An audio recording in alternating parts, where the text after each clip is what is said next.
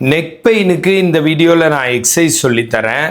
Neck பெயினுங்கிறது ஒரு symptoms vast வெரைட்டியாக இருக்கும்.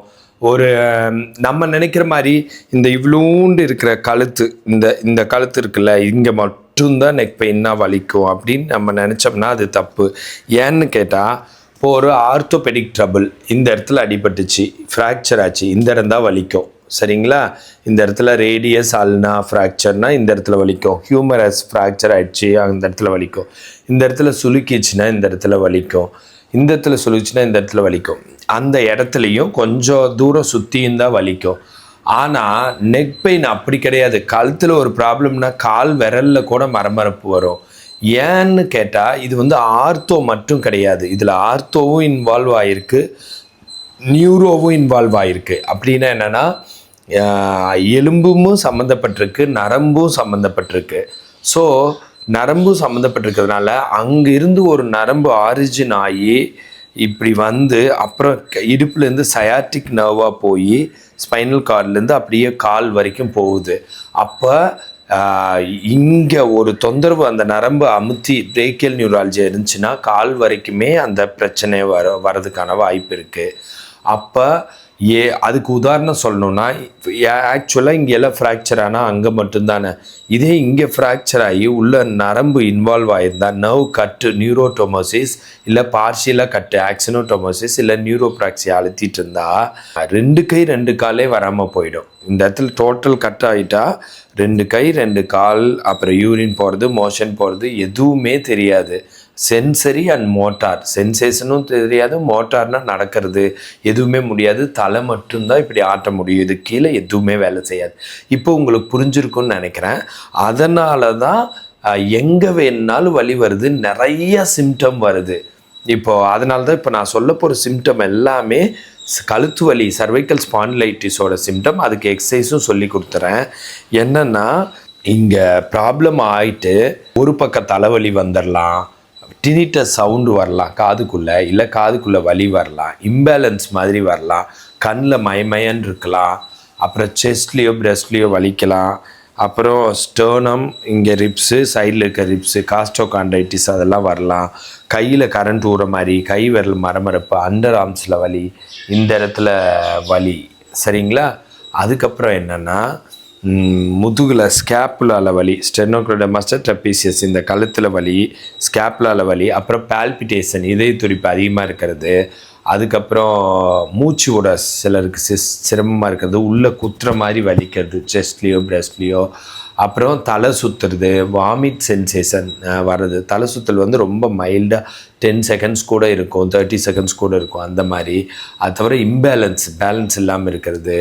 இந்த மாதிரி நிறைய விதத்தில் இதனோட சிம்டம்ஸ் இருக்குது. இன்றைக்கி கழுத்து வலிக்கான எக்ஸசைஸ் சொல்லித்தரேன் உங்களுக்கு.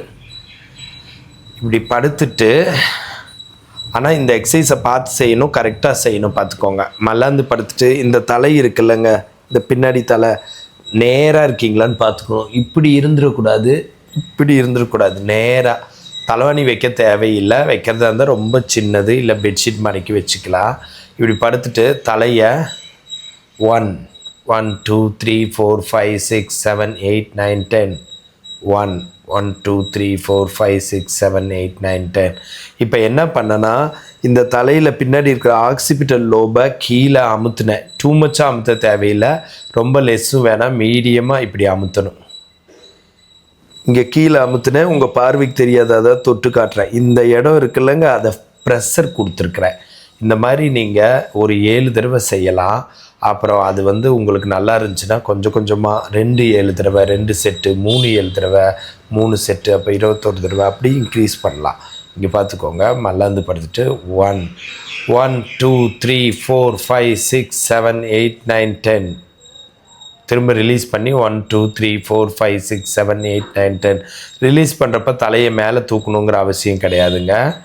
அதனால் இப்போ திரும்பவும் வருது. இதுக்கு ஐசோமெட்ரிக் நெக் எக்ஸசைஸு. அமுத்திட்டு ரிலீஸ் பண்ணுறப்போ சும்மா தான் விடணும். இப்போ அமுத்துறேன், பின்னாடி தலையை கீழே அமுத்துறேன்.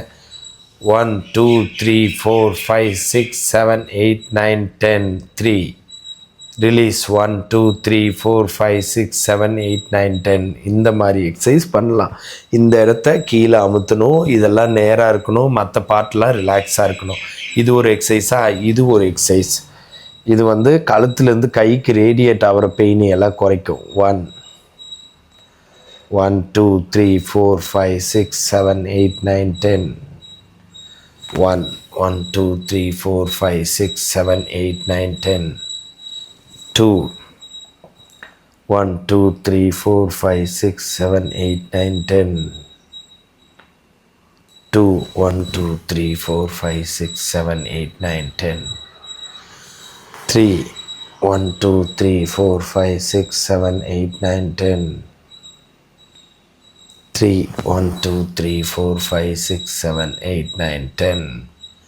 ஸோ இந்த மாதிரி நீங்கள் ஒரு 7 தடவை பண்ணலாம். இது ஃப்ளெக்ஷன் எக்ஸ்டென்ஷன். இது மாதிரி பண்ணிட்டு எந்திரிக்கிறப்போ இப்போ ஒரு டூஸ் அண்ட் டோன்ட் சொல்கிறேன். சைடில் திரும்பி நான் இப்போ எந்திரிக்க மாதிரி கையை ஊனி தான் எந்திரிக்கணும். அதுதான் உங்களை வந்து நல்லா இந்த பெயினை இன்க்ரீஸ் ஆகாமல் வச்சுருக்கோம். இந்த மாதிரி நிறைய எக்ஸசைஸ் இருக்குது, நூற்றுக்கணக்கான எக்ஸசைஸை. இது ஒரு உதாரணத்துக்கு சொல்லியிருக்கேன். இந்த மாதிரி பெயின் இருந்தால், ப்ராப்ளம் இருந்தால், சிம்டம்ஸ் இருந்தால் கன்சல்டேஷனுக்கு எனக்கு கால் பண்ணுங்கள். ஹெல்த் டிப்ஸ் வேணா ஃபாலோ பண்ணுங்கள். This Prakash physiotherapist.